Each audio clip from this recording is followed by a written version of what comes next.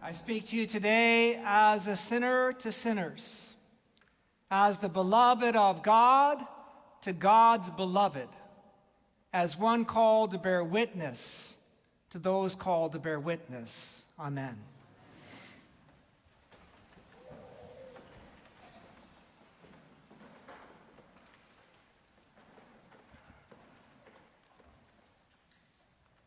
As some of you know, I've been on vacation. After spending 2 weeks in Costa Rica with the youth, which was not a vacation, I went on vacation with Claire to join a group of people that we knew from Canada to hike in the Alps for 2 weeks. And it was wonderful. And I knew I was coming back to preach this sermon, and so I did what I always do on vacation. I think about the next deadline I have at work, and then I obsess about it and start to think about it. Because I find this passage from Luke challenging. It happens in the midst of a lot of challenging teachings of Jesus, a lot of challenging parables, and it also has this ending point that is somewhat terrifying to me. Be watchful, be aware. You do not know when Jesus is coming back. And I don't know about you, but as I was reflecting on that part of the passage, I felt like I didn't need any more coaching in being hyper aware. I feel like I'm being hyper vigilant every single day these days. I don't know what's going to happen next in this world that we live in. When are we going to have another world war break out? When is another beloved celebrity going to die? When are we going to discover an atrocity hidden in plain sight? This world is full of things that keep us hyper vigilant all the time. But I did find in this passage incredible comfort in the words that Jesus says at the beginning. Do not be afraid, little flock, for it is your Father's good pleasure to give you the kingdom. And I found myself ruminating about that part of the passage, because Luke often speaks of fear. When Gabriel delivers to Zechariah the news that his wife Elizabeth is going to bear a child, even though she had passed the age of childbearing, Gabriel says to Zechariah, "Fear not." And when Jesus is confronting a father who is driven mad because his daughter is ill and full of disease, he says to him, "Fear not." And when Jesus says to the disciples, "Don't be afraid," he's using the same exact word from the Greek, "fear not." But even more beautiful to me was the reference to the disciples as a little flock.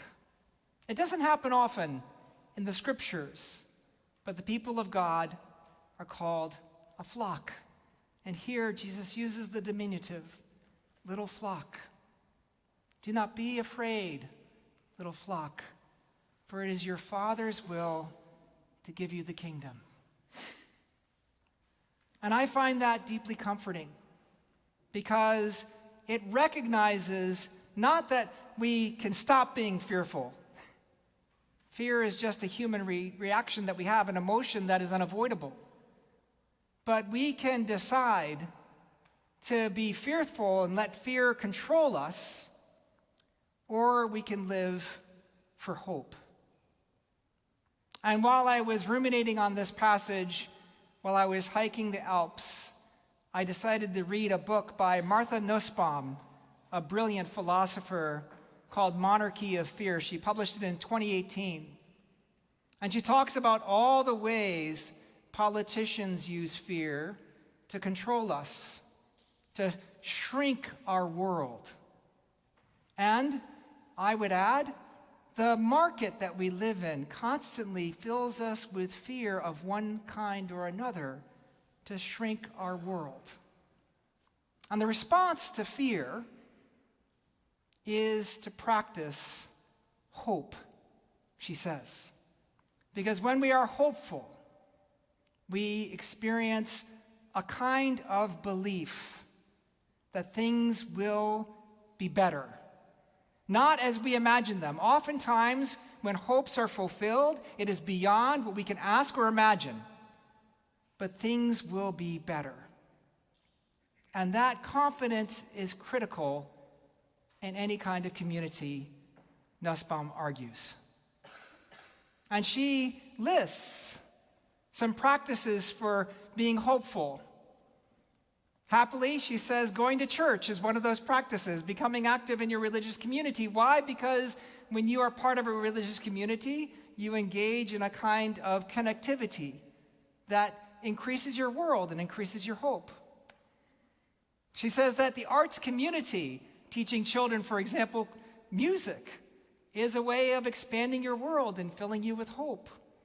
Protest movements, she says, are incredibly important exercises in hope. She cites Martin Luther King's beautiful speech in Washington that was incredibly hopeful in a real and palpable way when he said that the day was coming when there would be young white children and young black children playing together in Alabama. King was expressing a kind of hopeful vision that was real and yet not realized. And finally, she says we can engage in hope by imagining what justice demands of us and our world. We can think about the capabilities that we want to build around us so that the world we live in is not so constrained. But the best part of the book, in my opinion, comes at the end. It's when she says that these practices all have to be grounded in three kinds of belief. We need hope, we need faith, and we need love. We need hope that things will get better. We need faith that somehow, even though we are not in control, that God is in control and God can bring about these things. And we need love. We need to have that love that leans in. In this way, we can live through times that are fearful without letting our worlds collapse. We can live in and through our fears in a way that is ultimately productive by seeing ourselves in the context of something larger. And I was so taken about this thought that she had, that I had this minor epiphany as I was walking between two mountain ranges on a peak, and I took out my smartphone and I took the picture that's on your bulletin today. It was in Bern, and it was a 6.5-hour trip, and I don't want you to think that I enjoyed every minute of it. It was grueling, but it was that moment where I saw that vista, and I saw that path, and I saw those two hills. And I thought of a line from Rainer Maria Rilke's wonderful Book of Hours that I have for you today in the bulletin on page 8. All will come again into its strength, the fields undivided, the waters undammed, the trees towering and the walls built low, and in the valleys, people as strong and varied as the land, and no churches where God is imprisoned and lamented like a trapped and wounded animal. The houses welcoming all who knock, and a sense of boundless offering in all relations, and in you and me. No yearning for an afterlife, no looking beyond, no belittling of death, but only longing for what belongs to us and serving earth, lest we remain unused. You might take issue with one part or another of Rilke's incredible vision of God, but these are hopeful words, and they speak about a kind of way of being in which we allow that vision of God to expand our world and to be hopeful and to lean on hope and faith and love. And that requires us to let go, and it's hard and difficult. Now, that was my thought before coming back from vacation. And what I discovered is that when you are thinking about great thoughts and you're by yourself on a mountain in Switzerland, it's easy to get there. But starting on Sunday night, I had two visceral experiences of faith and hope and love and fear. On Sunday night, as I was just getting myself into bed, and I'm going to be 60 this month, and so for me, getting into bed around 7:30, that's like winning. That's winning the day. It's like, yes, I'm in bed now. Fantastic. I got a call from a parishioner, Chris Guccione, and she and her husband Wally and her children, her two boys, were on Fire Island off of Long Island on vacation. And out of nowhere, unexpectedly, Wally's heart stopped. He had complete cardiac arrest. And I was the second call she made after 911. And we were talking on the phone. And I began praying for her. And when I have these moments of praying for someone, I have this moment where I feel just lifted up into the air.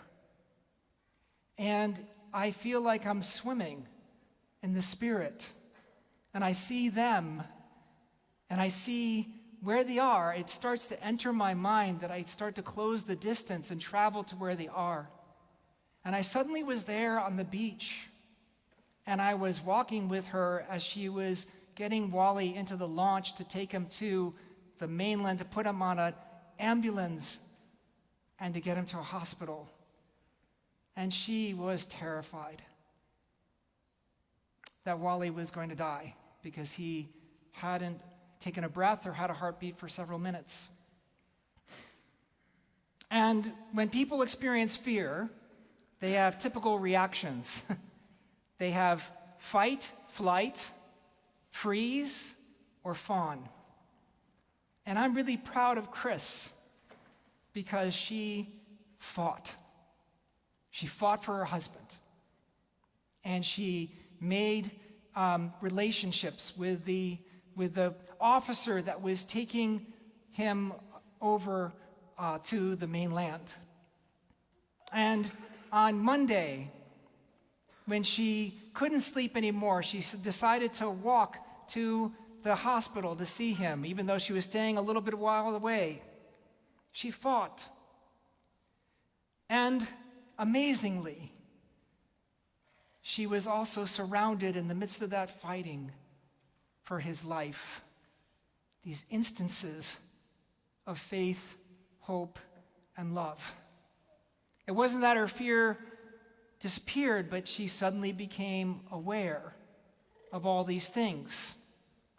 And the blanket next to the family was a group of ER nurses who were on vacation. And they immediately started doing CPR. And then, as she is moving over, she learned the name of the person who was carrying her over. The officer, his name was George, and she immediately associated that with the father figure in her life named George. And then she discovered that Fire Island, which is a little remote island, actually had the most advanced EMT system for keeping someone alive. And then she noticed that when she got to the hospital, SUNY Hospital in Long Island was in the midst of a 10-year grant on how to keep people who had experienced cardiac arrest alive through cooling the body so that the organs didn't degrade. And then she had hope when Wally started breathing on Monday. She had started walking in the middle of the night, and she got lost. She tried to get an Uber driver, couldn't get an Uber driver, found her way to a highway, called the Uber driver again, and the Uber driver that picked her up was named Gabriel. And Wally was taken off ventilation and breathed on his own by Tuesday. By Thursday, he was discharged from the hospital with no lasting after effects. Now, this is miraculous. But for me, the real miracle for me was that hope and faith and love that surrounded her when she was stricken and full of fear. That is what I think Jesus is saying today when he says, "Do not be afraid, little flock, for it is the Father's will to give you the kingdom." And my week did not end on Thursday.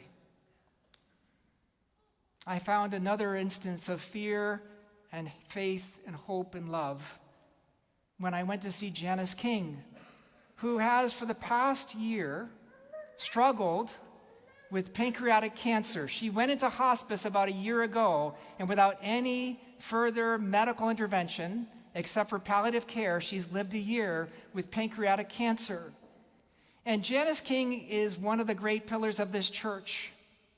She and I like to exchange terse emails to each other of great disagreement. Janice protects the artworks of the church. She protected the docents. She at one point was doing the altar guild, and she loved to write me a very terse email. It was wonderful. And I did her the great favor of returning fire for the past 10 years.